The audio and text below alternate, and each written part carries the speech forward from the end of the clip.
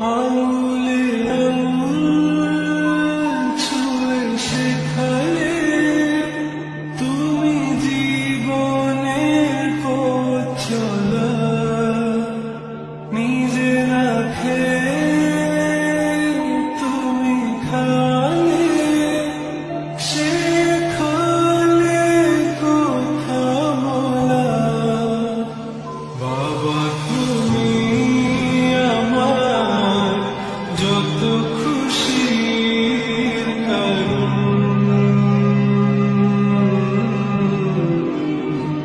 বলো তোমার মতো করবে কে?